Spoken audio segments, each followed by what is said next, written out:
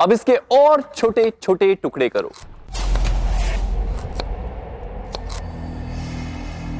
और छोटे छोटे छोटे छोटे छोटे और छोटे। अब जब ये छोटे छोटे प्याज के टुकड़े मसालों में घुल जाएंगे तो इसकी अपनी सुगंध, अपना स्वाद कहीं लुप्त हो जाएगा ना।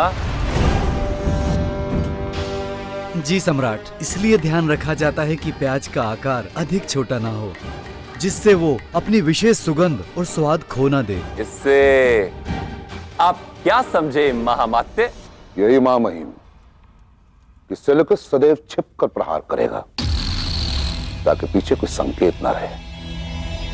जब प्रहार बड़ा होता है तो साक्षी और चिन्ह पीछे छोड़ देता है और शत्रु का नाम समक्ष आ जाता है। जब प्रहार छोटा होता है महामहिम, जैसे किसी किसान द्वारा विरोध कराना, इससे शत्रु पर ध्यान तक नहीं जाता। लेकिन ऐसा करने से आपके मान सम्मान प्रतिष्ठा को ठेस भी पहुंच जाएगी और उस सेल्यूकस का नाम तक नहीं आएगा। उत्तम उत्तम। वो किसान जिसने दुर्धरा का रथ रोका वो प्यास का ही कृषक था ना? जी महामहिम।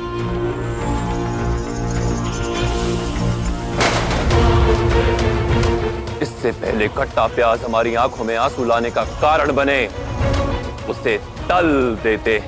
यही होगा महामहिम।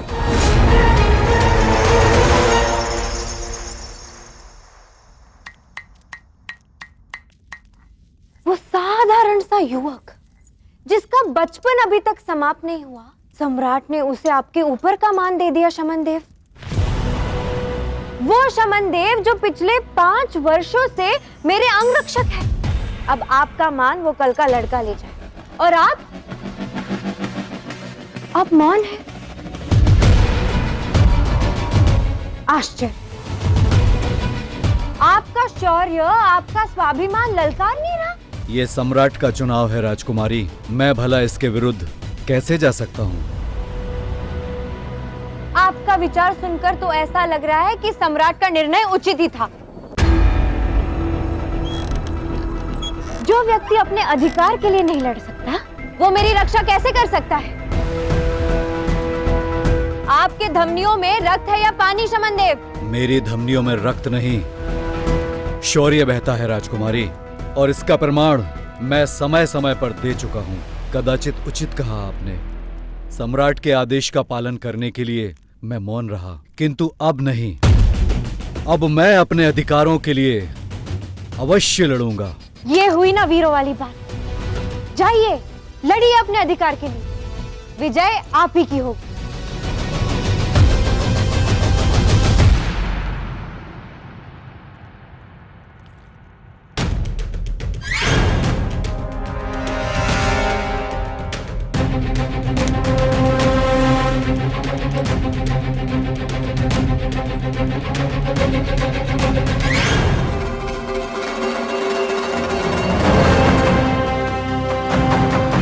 आप ऐसा क्यों कर रही हैं राजकुमारी?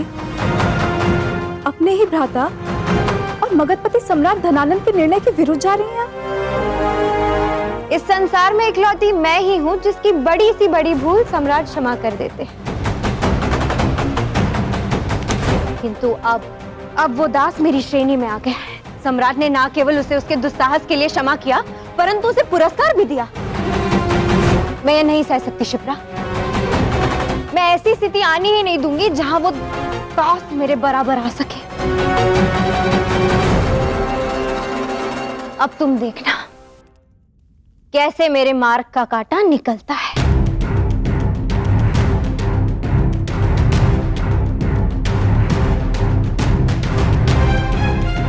अद्भुत। देखा मेरा चित्र? है संसार में कोई मुझसे रूपवती?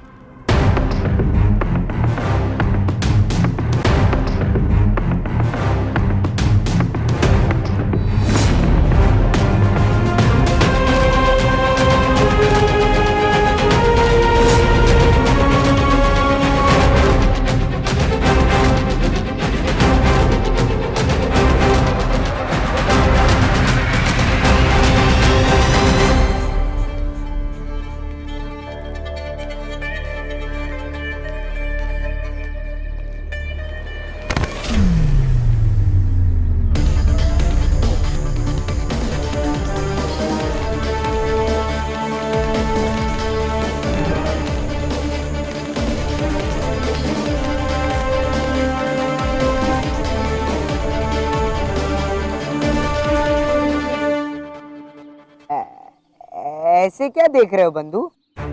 राजकुमारी धुरधरा का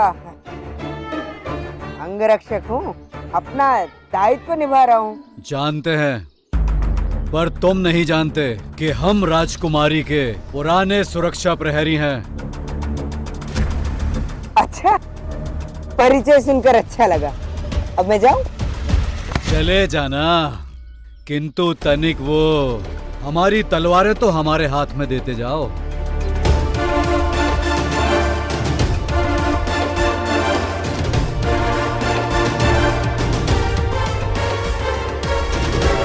सुना है तुम इससे पूर्व एक दास थे, तो आदेश लेना तो आता ही होगा।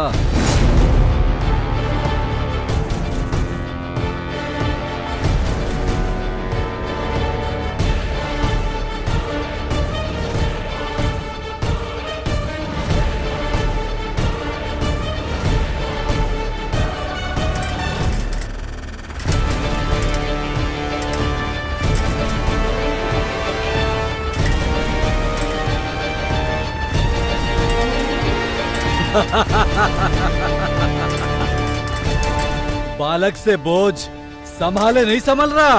आओ, इसका बोझ थोड़ा हल्का कर देते हैं।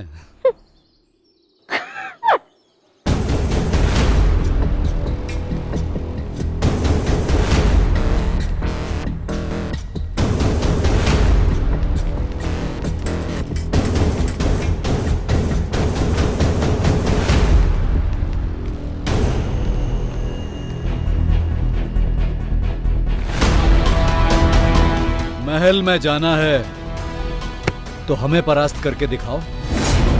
हम भी निश्चित हो जाएं कि तुम इस पद के योग्य भी हो या नहीं।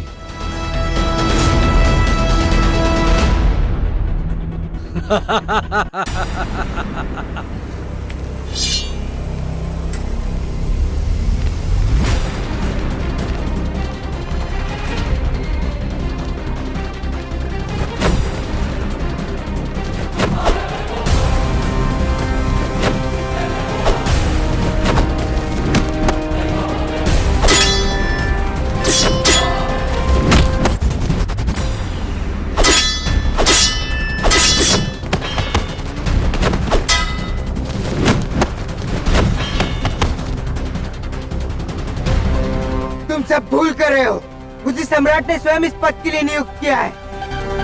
और हमें सम्राट को ही दिखाना है। जो स्वयं अपनी रक्षा नहीं कर सकता, वो राजकुमारी की कैसे करेगा?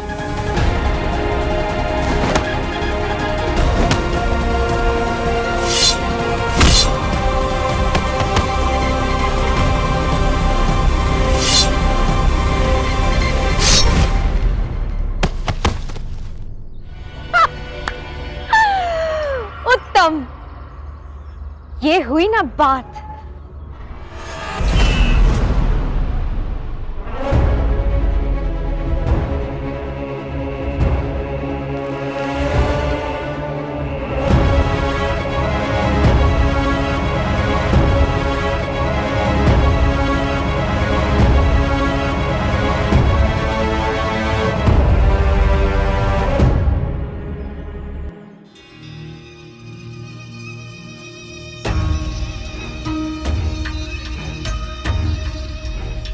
धनानंद, मेरे मन को कुछ कचोट रहा है और वो दुर्धरा से संबंधित है। क्या हुआ मेरी बहन को? दुर्धरा की सुरक्षा मगध का सबसे महत्वपूर्ण कार्य है और तुमने वो सौंप दिया उस कल के लड़के को, उस दास को जिसे कोई अनुभव ही नहीं है, उसे तलवार नहीं चलाना आता। मानता हूं तलवार चलानी नहीं आती उसे, किंतु तलवार से अधिक तेज है वो। अनुभव ना सही, किंतु साहसी और निर्भीक है। साधारण है, किंतु असाधारण स्फूर्ति है उसमें। जब आक्रामक होता है तो चलता नहीं, उड़ता है वो।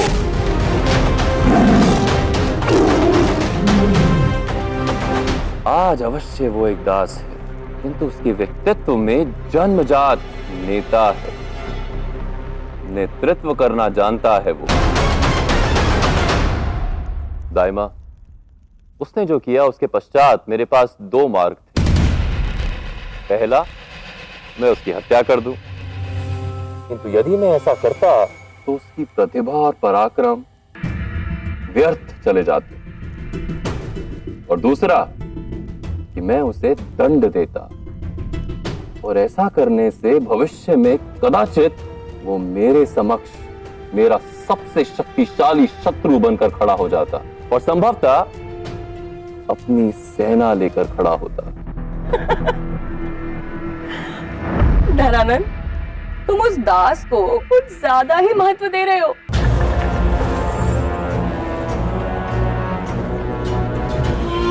यही अंतर है आप में और मुझ में दाइमा।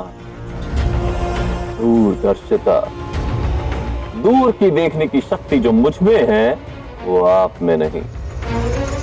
इसीलिए मैं यहां हूं और आप वहां, मेरे पैरों में। हीरे का गुण होता है यदि शत्रु के हाथ में हो तो हमारे विरुद्ध हथियार बन सकता है, और यदि हमारे हाथ में हो तो हमारा श्रृंगार।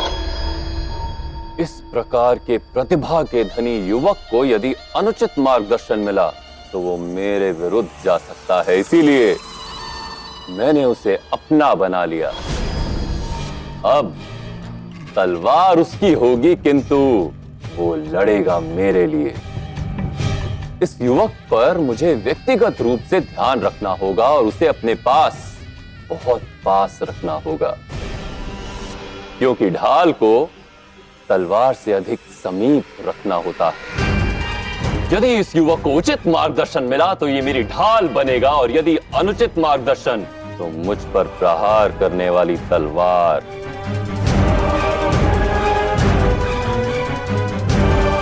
किंतु वो तुम्हारे मापदंड पर खरा नहीं उतरा तो? दाइमा, ऐसी बातें, ऐसे प्रश्न क्यों पूछती हैं जिसका उत्तर आपको पहले से ही पता होता है?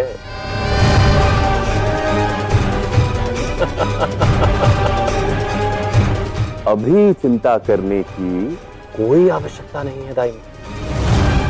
वो युवक अपने सामर्थ्य और विवेक से इस कार्यभार को संभालने का कोई ना कोई मार्ग अवश्य ढूंढ लेगा।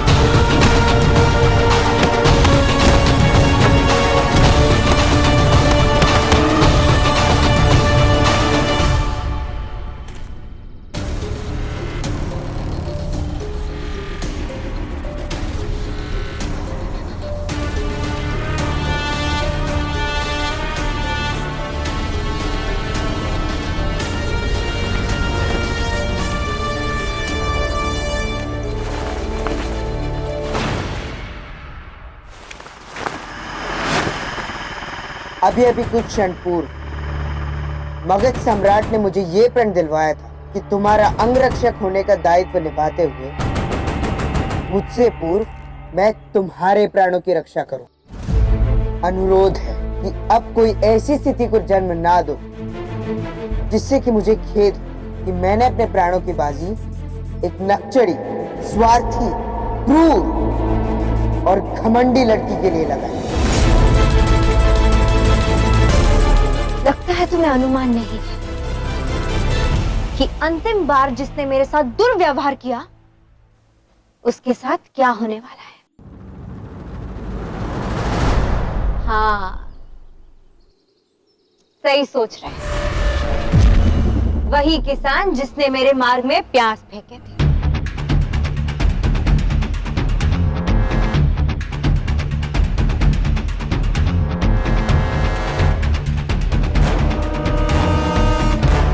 क्षमा कर दो मेरे पुत्र को, मुझ पर दया करो, जाने दो मुझे, जाने दो मुझे, मत मारो उसे, मत मारो।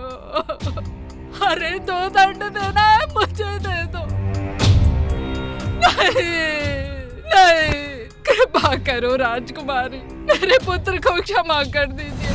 लगता है तुम्हें अनुमान नहीं है कि अंतिम बार जिसने मेरे साथ दुर्व्यवहार किया उसके साथ क्या होने वाला है। तुम देखो बेटा, ये लोग मेरे पुत्र को यहाँ ले आए हैं और ये सब उसको मार देंगे। सम्राट को कहें उसे क्षमा कर दे, मेरे बुढ़ापे की एक ही लाठी है, रोक दो उन्हें मेरे बेटे को मारने से।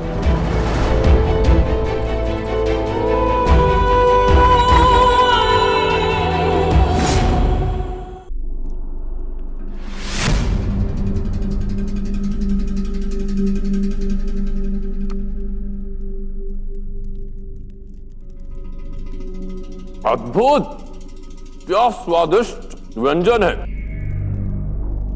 यह सुनिश्चित करना होगा भद्रसाल कि उस किसान के वध के समय पाटलिपुत्र का हर एक किसान वहां उपस्थित होना चाहिए, ताकि सम्राट और मगध के विरुद्ध कोई ना छा पाए। अवश्य महामंत्री, ऐसा ही होगा।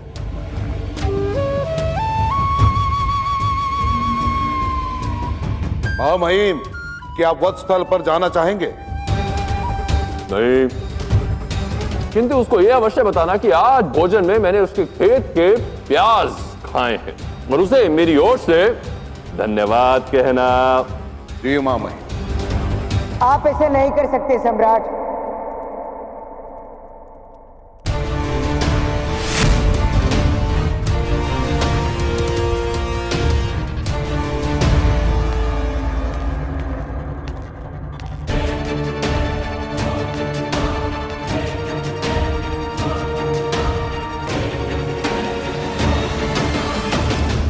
मैं जानता हूं सम्राट कि आप इस बात से रुष्ट हैं कि एक साधारण से कृषक ने आपकी लाडली बहन के समक्ष अपना स्वर रखा, किंतु उस निर्धन के समक्ष और कोई विकल्प नहीं था सम्राट। यदि आज आप उसे मृत्युदंड दे देंगे तो उसकी दरिद्र मां और उसके बच्चों का क्या होगा? वो लोग तो भूख से मर जाएंगे।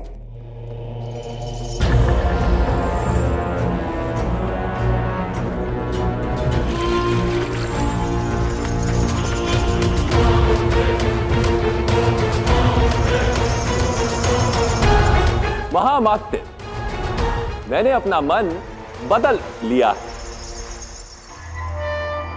अब उस किसान के वध के समय मैं भी उपस्थित रहूंगा और मेरे साथ ये युवक चंद्रगुप्त भी। साधो,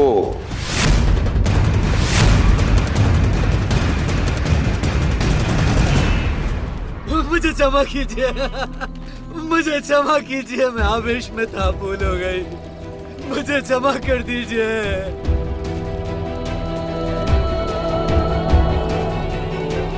मुझे क्षमा कीजिए। आगे आओ चंद्रगुप्त और देखो मेरे एक संकेत पर इस किसान के साथ क्या होता है।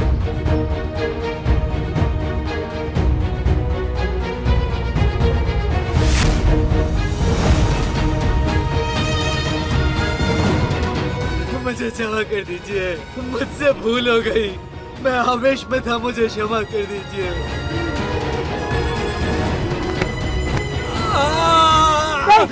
रुक जाओ। बस एक पग सर धड़ से अलग। हाय मेरा पुत्र, उसे मत मारो। मेरे पिताजी को छोड़ दो, छोड़ दो। बचाओ, बचाओ, मुझे क्षमा कर दीजिए महाराज, मुझे क्षमा कर दीजिए, बचाओ, बचाओ। आनंद लो चंद्रगुप्त, मुझे क्षमा कर दीजिए महाराज, मुझे क्षमा कर दीजिए। और उस किसान को भी आनंद लेने दो। बचाओ, बचाओ। किसान को सबसे प्यारी होती है धरती, माटी। मिट्टी में वो अपनी फसल उगाता है और अब इसी मिट्टी में वो एक होने जा रहा है। अब इसका शरीर भी माटी का हो जाएगा। मुझे क्षमा कर दीजिए, मुझसे भूल हो गई। मैं उसे माटी से एक होने का अवसर दे रहा हूं। शास्त्रों में भी लिखा होता है कि देह माटी का बना होता है और शरीर का माटी में मिल जाना दंड नहीं, पुरस्कार है। अपने उद्गम से मिलना। देखो चंद्रगुप्त, इस किसान को कितना आनंद आने वाला है। देखो,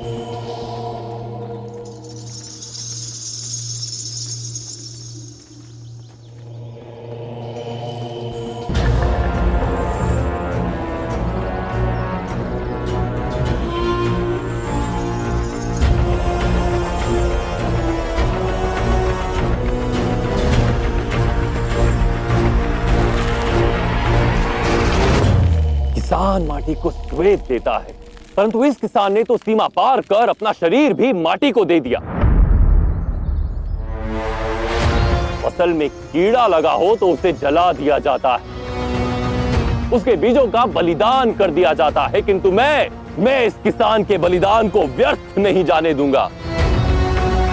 अब इसमें जो फसल उगेगी उसमें विद्रोह का कीड़ा नहीं होगा, और जहां विद्रोह ना हो वहां राजा और राज्य दोनों सुरक्षित रहते हैं। सम्राट धनानंद की, सम्राट धनानंद की, सम्राट धनानंद की, सम्राट धनानंद की, सम्राट धनानंद की,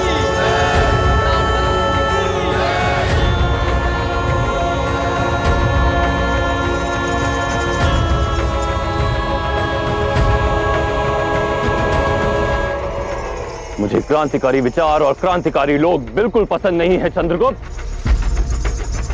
आज के पश्चात कभी क्रांति के पथ पर मत चलना। तुम मुझे अत्यंत प्रिय हो और अपने प्रियजनों का बलिदान देना मुझे बिल्कुल नहीं भाता।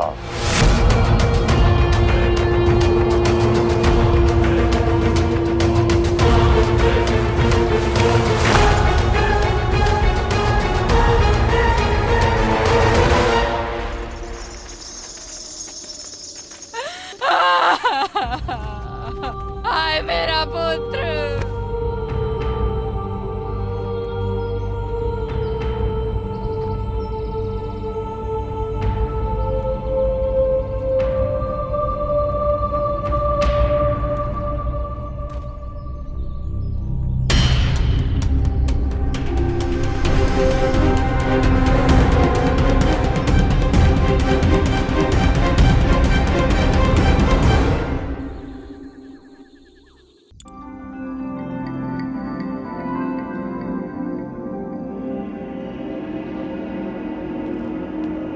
आचार्य, जानते हैं आज उस सम्राट ने क्या किया? एक कृषक को जीवित ही धरती में गाड़ दिया। जबकि उसने तो केवल अपनी फसल का उचित मूल्य मांगा था, केवल न्याय ही तो मांगा था।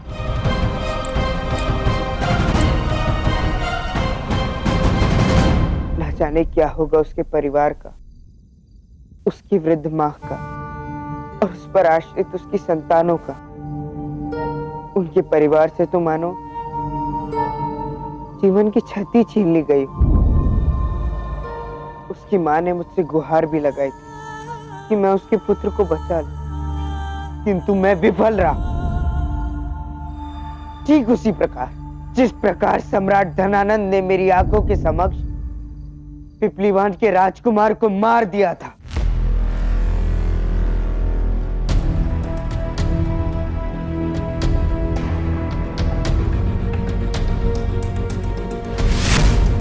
क्या हुआ आचार्य, मौन क्यों है आप? बड़ी बड़ी बातें कर रहे थे। देश प्रेम, अखंड भारत, विद्रोह। क्या इस किसान की हत्या के बारे में जानकर आपके मन में विद्रोह नहीं जाग रहा है?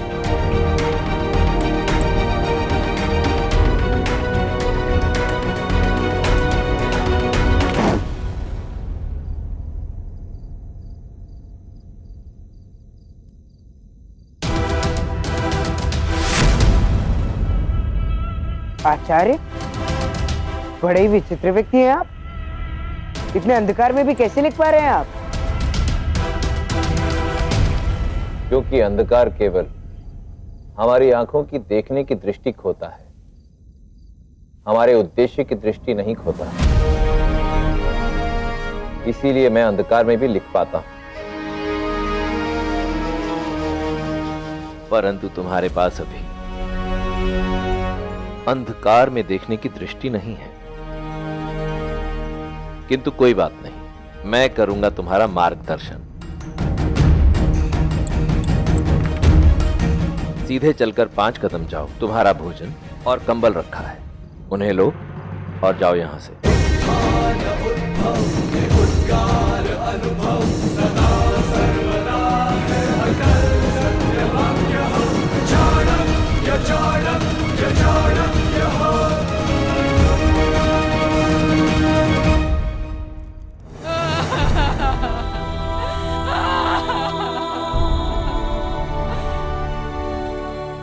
दादी, मुझे भूख लगी है, मुझे क्षमा कर दो बच्चों।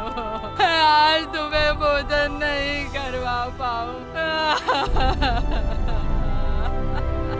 कोई भूखा नहीं रहेगा माई। तुम?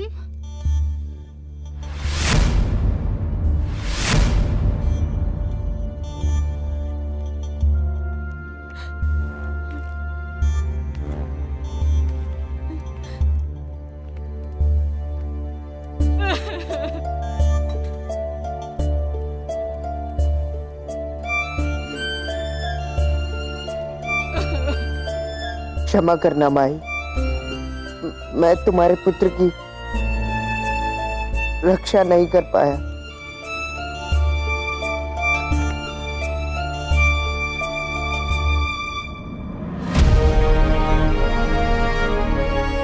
जिस लक्ष्य को साध कर मैंने चंद्रगुप्त को धनानंद के महल में भेजा था, आज पहले दिन से ही उसका प्रभाव दिख रहा है। बस कुछ दिन उस महल में और उसके पश्चात चंद्रगुप्त स्वयं समझ जाएगा कि ऐसी ही और कई माओं को टूटकर गिरने से बचाने के लिए उसे स्वयं उठना होगा। देश की असंख्य माओं की आस पर खरा उतरने से पहले उसे भारत माता की आशा पर खरा उतरना होगा। माओं की रक्षा से पूर्व उसे मातृभूमि की रक्षा करनी ही होगी।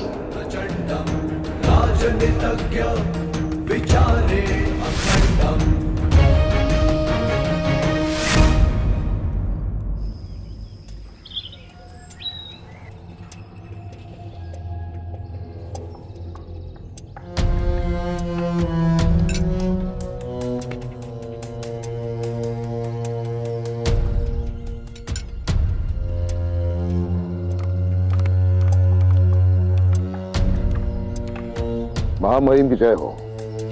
महामाते, मगध की सबसे उत्कृष्ट मदिराएं यहाँ उपस्थित हैं। बताइए इनमें से मगध के विशेष अतिथि के लिए कौन सी प्रस्तुत की जाए?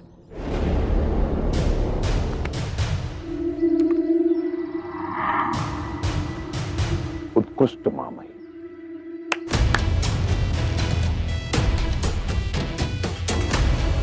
तो आपको क्या लगता है जो मदिरा आपने अभी अभी ग्रहण की वो सेल्यूकस के लिए सही रहेगी? सेल्यूकस? परंतु दूरधरा पे आक्रमण करने में वो संदिग्ध है, और वैसे भी मेरे गुप्तचर उस पर कड़ी दृष्टि रखे महामहिम। किंतु अब तक सेल्यूकस पर कोई संतोषजनक प्रमाण नहीं मिला है, इसीलिए मैंने ये निर्णय लिया कि मैं सेल्यूकस को आमंत्रित करूंगा और उसका ऐसा भव्य स्वागत होगा जो आज तक ना कभी किसी ने देखा और ना कभी सुना। मैं कुछ समझा नहीं महामहिम। आपको कुछ समझने की आवश्यकता भी नहीं है। सेल्यूकस से संबंधित योजना मेरे मस्तिष्क में सुरक्षित है। आपको केवल यह ध्यान रखना है कि इस विषय में महल में किसी को पता ना चले और हर कोई उसके स्वागत के लिए जुट जाए। ऐसा ही होगा महामहिम।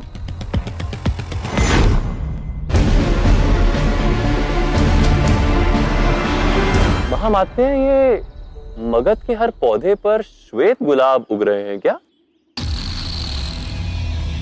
मैं सुबह से देख रहा हूं महल के प्रत्येक सेवक के पास ये श्वेत गुलाब है। इसके पीछे का भेद क्या है? ये आपकी निष्ठा का प्रमाण है महामहिम। उस विद्रोही किसान का वध देखने के पश्चात इनके मन में आपके लिए और भी अधिक भय उत्पन्न हो गया है। इसी कारण अपने निष्ठा का प्रमाण देते हुए आपकी प्रतिमा पे श्वेत गुलाब के फूल अर्पित कर रहे हैं महामहिम।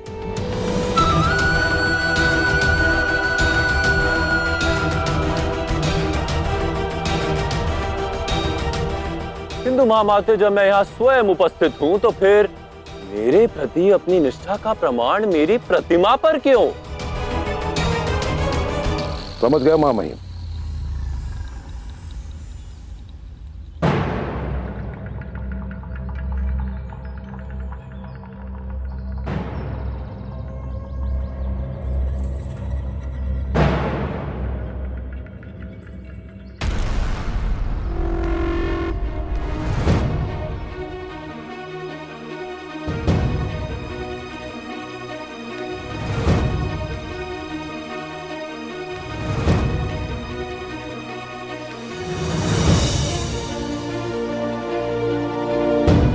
इसीलिए तुम मुझे इतने प्रिय हो युवक।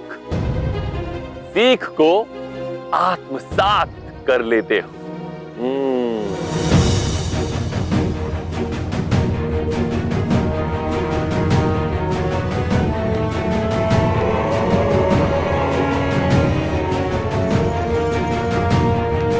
उन कुछ लोगों से विपरीत जो पीड़ा और यातना के अनेक चरणों के पश्चात भी सीख नहीं पाते। मूरा, तुम यहां क्यों नहीं आ जाती? ठीक मेरे चरणों के नीचे आकर अपनी निष्ठा का प्रण लो।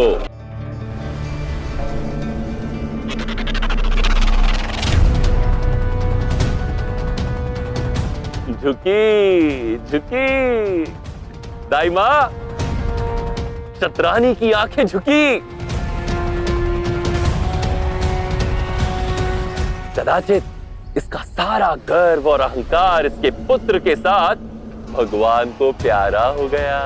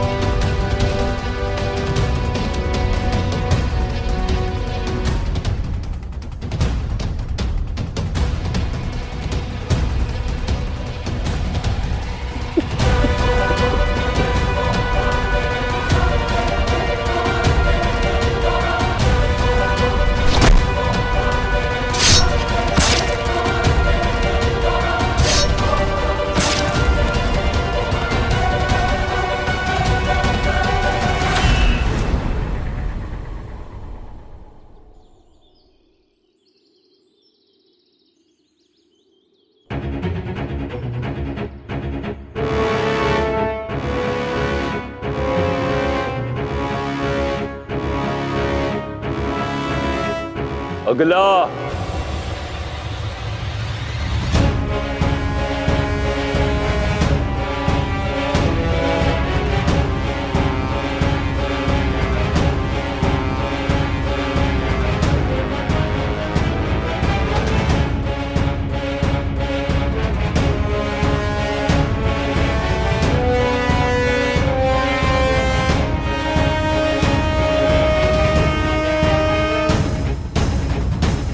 धनानंद माई को इतनी आसानी से क्षमा नहीं करेंगे।